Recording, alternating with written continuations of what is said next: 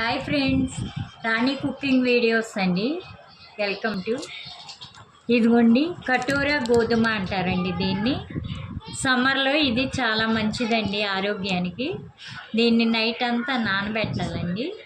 నానబెట్టేసి రేపు మళ్ళీ నానిన తర్వాత మీకు చూపిస్తానండి. సుగంధాలో కానీ సోడాలో కానీ మామూలుగా నిమ్మరసంలో కానీ వాటర్లో కానీ వేసుకొని తాగుతారండి దీన్ని. ఇవి నానబెట్టేసి రేపు మళ్ళీ మేము తయారు చేసేటప్పుడు మీకు చూపిస్తానండి. ఆరోగ్యానికి చాలా మంచిది, వేడి తగ్గిస్తుందండి.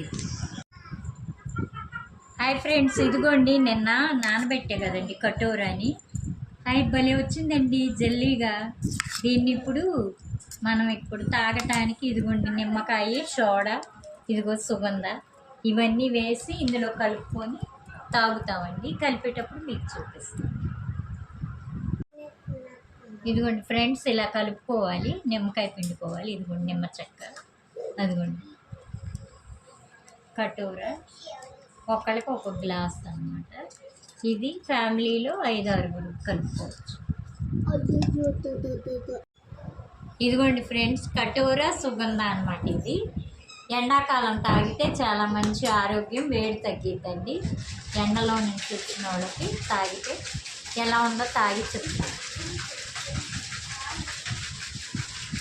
చాలా బాగుందండి, మీరు కూడా తయారు చేసుకొని తాగండి.